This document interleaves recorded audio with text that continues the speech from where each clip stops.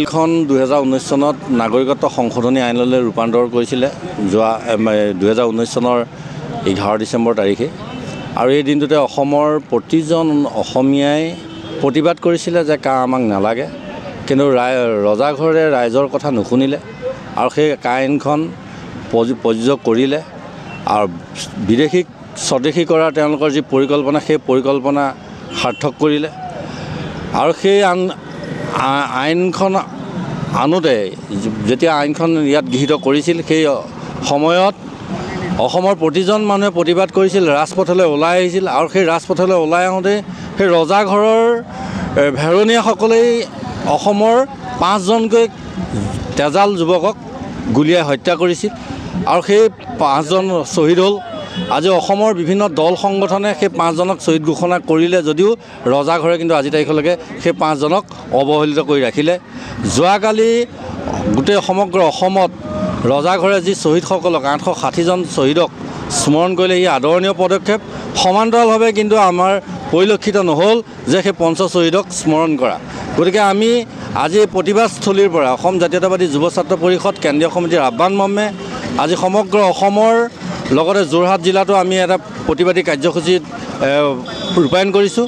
মুখত ক'লা কাপোৰ বান্ধি আমি আজি মৌন প্ৰতিবাদী কাৰ্যসূচী ৰূপায়ণ কৰিছোঁ আৰু এটা কথা আমি ৰজাঘৰক ক'ব বিচাৰিছোঁ যে যি আপোনালোকে কাখন আনি অসমক যি বিদেশীক ৰক্ষণাবেক্ষণ দিয়াৰ লগতে বিদেশীসকলক স্বদেশী কৰি অসমখনক চৰণীয়া পথাৰলৈ ৰূপান্তৰ কৰিলে আৰু আমি ক'ব বিচাৰিছোঁ যে অতি শীঘ্ৰে সেই শ্বহীদক অতি শীঘ্ৰে সম্পূৰ্ণ শ্বহীদৰ মৰ্যাদা দিবৰ কাৰণে দাবী জনাইছোঁ।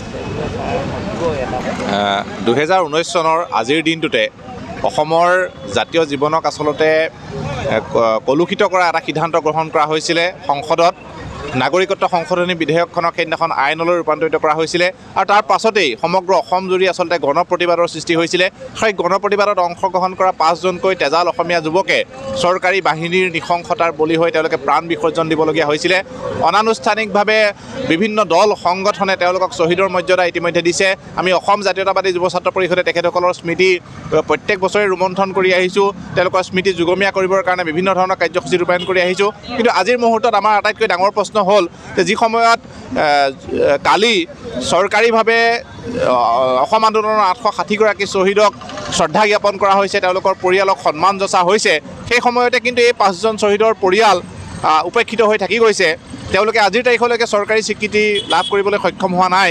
সেয়েহে অসম জাতীয়তাবাদী যুৱ ছাত্ৰ পৰিষদে অতি শীঘ্ৰে এই আন্দোলনৰ শ্বহীদকো চৰকাৰী স্বীকৃতি প্ৰদান কৰাৰ লগতে তেওঁলোকৰ পৰিয়ালক যথাসম্ভৱ যিখিনি সন্মান হয় সেইখিনি সন্মান প্ৰদৰ্শন কৰিবৰ কাৰণে আমি চৰকাৰৰ প্ৰতি দাবী উত্থাপন কৰিছোঁ আৰু আমি এই অৱস্থান ধৰ্মঘট কাৰ্যসূচীৰ জৰিয়তে চৰকাৰলৈ আচলতে এটা বাৰ্তা প্ৰেৰণ কৰিব বিচাৰিছোঁ যে শ্বহীদৰ মাজত ভাগ কৰাটো আচলতে কোনো কাৰণতে অসমীয়া জাতিৰ বাবে শুভ লক্ষণ নহয়। অসম আন্দোলন অনুসৰি 1971 চনৰ 25 মাৰ্চৰ পিছত অহা প্ৰত্যেকগৰাকী বিদেশীয়ে আচলতে বিদেশী, গতিকে ধৰ্মৰ নামত বিদেশীৰ যি বিভাজন কৰি আইন জাপি দিব বিচৰা হৈছে তাৰ আমি পূৰ্বৰে পৰা বিৰোধিতা কৰি আহিছোঁ আৰু আজিও তাৰ বিৰোধিতা কৰি আহিছোঁ। আৰু তাৰ লগতে আমি চৰকাৰক এই বাতিল কৰাৰ লগতে আন্দোলনৰ যি শ্বহীদ তেওঁলোকক আচলতে চৰকাৰী স্বীকৃতি প্ৰদান কৰিবৰ কাৰণে দাবী উত্থাপন কৰি এই অৱস্থান কাৰ্যসূচী ৰূপায়ণ কৰিছোঁ।